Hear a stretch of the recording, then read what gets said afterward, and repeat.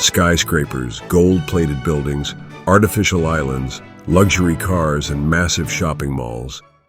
These are all part of the dazzling image of Dubai, a city that shines like a mythical land on social media. But beneath all this glamour lies a multi-layered illusion that conceals the truth.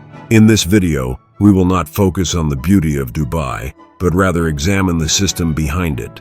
Areas that were once steeped in poverty and misery have now become the world's most luxurious showcase.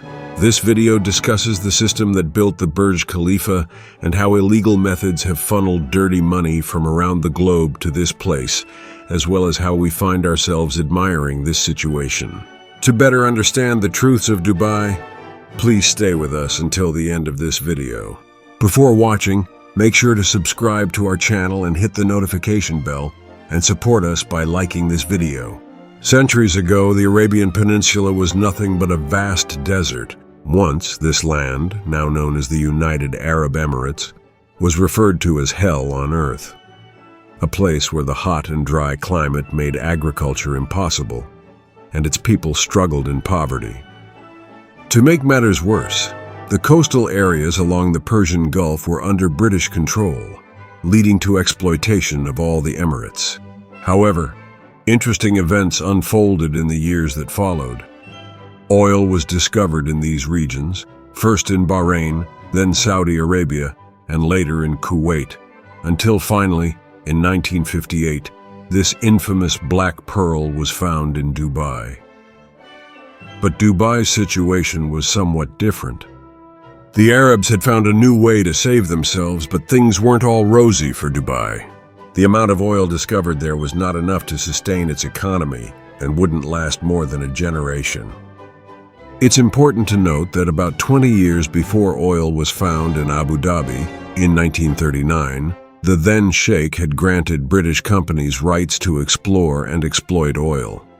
These companies are now known as BP and Shell. The Second World War began during this time, and these companies entered the region in the mid-1950s, discovering oil in 1958.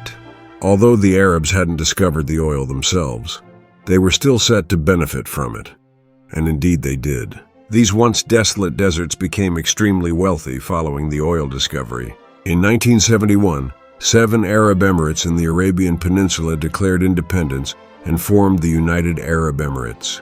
During this time, Britain also withdrew from the region. It seemed luck had smiled on the Arabs once again, but Dubai's story was a bit different. The people of this region needed to find another way forward, and that way was not through selling oil, it was through selling dreams. Skyscrapers, artificial islands, million-dollar real estate, these are all part of a strategy by a desert city striving to survive without selling oil. Contrary to popular belief, this city's wealth no longer comes from oil. Currently, oil accounts for less than 5% of the total wealth of the country. So how did they succeed? Dubai is the most famous emirate among the 7 that make up the UAE. With a population of about 4 million people, 85% of whom are foreign workers, this demographic is far removed from those golden buildings shining on social media. They live almost like slaves. You will understand what I mean in the final part of this video. A few decades ago, if you told someone that this desert city would become a tourist destination, they would likely laugh at you. Yet capitalism has transformed a country governed by Islamic laws into one of the most visited places in the world. Every year, 20 million people travel to this destination. Just because I mentioned that it is governed by Islamic laws, don't think that alcohol, gambling, prostitution, and other vices do not exist here. While we might not view it this way, some say that Arabs would even sell their religion for money. They claim that Islamic laws are only enforced on the poor. Dubai boasts the tallest building in the world, the largest shopping mall, the biggest artificial island, constructed using enough sand to build a 5-meter-high wall around the entire globe, the largest Ferris wheel, the biggest water park, and hundreds of other attractions. All these monumental structures have put Dubai in the spotlight of the world. But remember, the best way to hide something is to put it right in front of everyone's eyes.